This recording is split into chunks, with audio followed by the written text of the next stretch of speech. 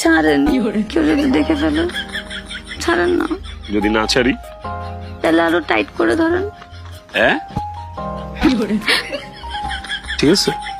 সারা জীবন এভাবে টাইট করে রাখতে পারবেন? পারবো না মানে? দরকার পড়লে দড়ি দিয়ে আমার সাথে আপনার বাইন্দা রাখবো আমি। কি ছাড়েন, কেউ যদি দেখে ফেলে ছাড়েন না।